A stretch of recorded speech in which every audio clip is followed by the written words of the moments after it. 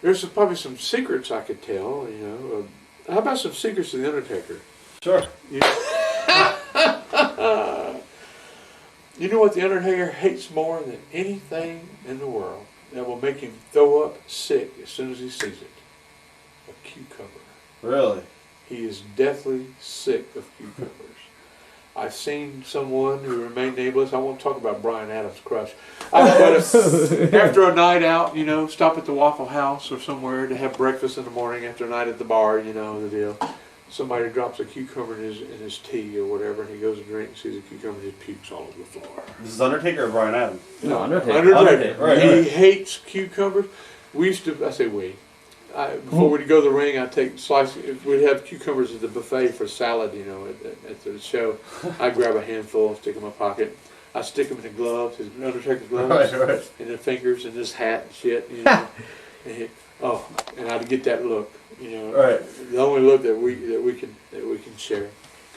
And he has a special nickname too. We have some nicknames for each other backstage, and of course I have to say, everybody knows me as believe this, Pooh Bear. Huh. If you say Pooh Bear in the WWE, everybody knows this. They call me Pooh Bear. That's Right. my nickname. Undertaker's nickname is Wendy. You know Wendy's hamburgers. You know the red-headed girl Right. with the freckles on her face. He hates it, but we call him Wendy sometimes. But Flair Chopper? Somebody told me Flair is called Chopper or something. no, Beak. Beak? Because of his nose. Right. I've never heard, it could be Chopper, I've never heard that, but Right. it's been more Beak than anything. Everybody has a little nickname here and there. But Ribs is just like kayfabe. It's pretty much dead now. The young kids today don't know anything about Ribs, and if you rib them, they go nuts. They don't, Yeah. they don't know how to handle it. How does the change to the Attitude Era affect your character? To the attitude? Yeah. How they got a little bit more edgy. Well, when the main thing happened when Taker became the American Badass, you know, Paul Bearer just didn't fit in there. I mean, what are they going to do? Take the American Badass and my fat ass, and take my fat ass and put it in a sidecar on this Harley Davidson and ride me to the ring? Please. So it was at that point that I started working backstage, which we've already talked about. There just wasn't a place for Paul Bearer, you know, when the American Badass came along. What are your thoughts on probably one of Taker's, you know, most infamous matches to this day? Everybody still talks about his feud with Mick Foley. Well, first of all, Mick Foley and I have a history. You know, he started in his early days. He started in Dallas in World Class, and so we go back a long way. And Mick's Mick, you know, Mick's Mick. He likes that shit. And I was there that night. You know, the Hell in the Cell deal, and I was walking before the show in the early in the afternoon. We were walking around the ring, and he was telling Vincent Taker what he wanted to do. Vince says, "You want to what?" "I want Taker to throw me off the top of the cage, and I'm going to land on that table over." "You want to what?" You know? "Are you sure you want to do that?" "Yeah, I want. No, I don't think you should do it." Vince didn't want him to do it.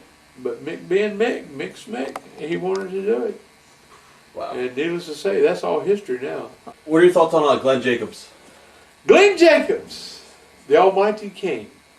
You know, Undertaker and myself, we'd be riding down the road, you know, back in the early years, and we'd always try to talk about different variations we could do with our gimmick and stuff, and we came up with the idea of the brother.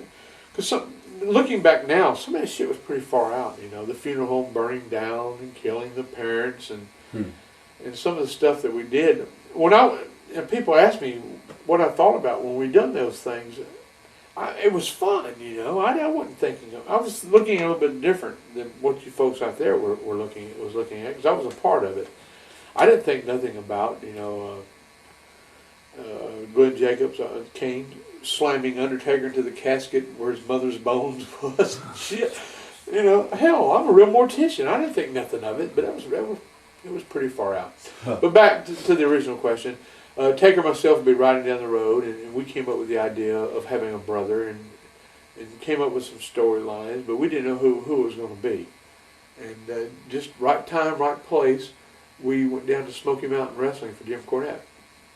And Taker was booked against this guy named Unabomb, and it was Glenn Jacobs. And after we worked a couple of days down there, and as we was going back home, you know, we kind of looked at each other and went, Kane. But Jacobs. You know, we kind of said he would be perfect for that.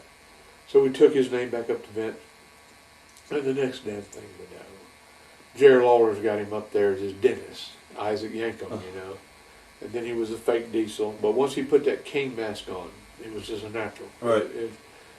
And I've said this so many times before, if I have anything at all to say about Glenn Jacobs, bad.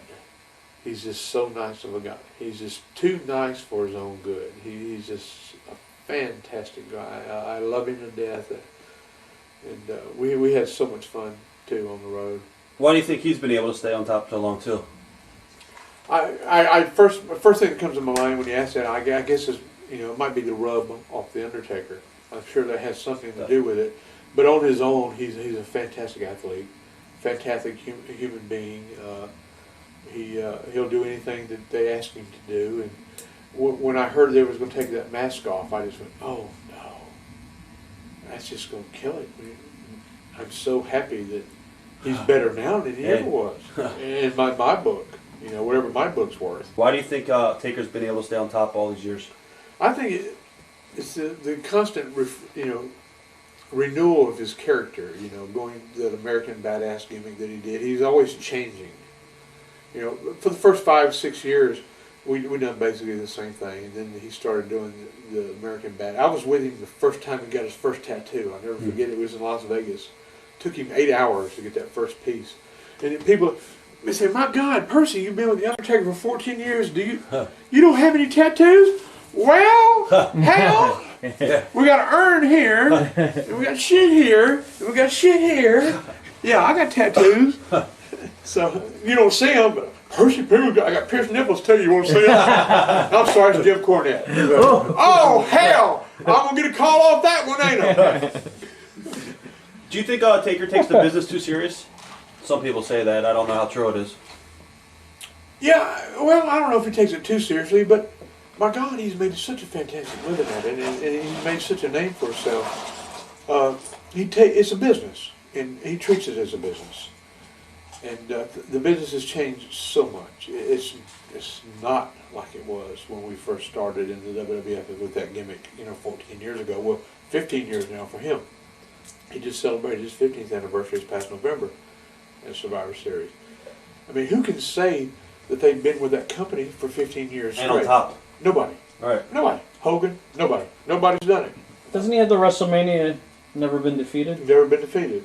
And we shall see what happens this coming one. Why is that? Is he a good politiker, do you think? Or Well, just... I don't know. I guess it's a combination of a lot of things. The loyalty, his friendship with the family, and he does a good job. He's box office. He puts asses in seats. Right. And it's a combination of everything. And he's such a fantastic guy.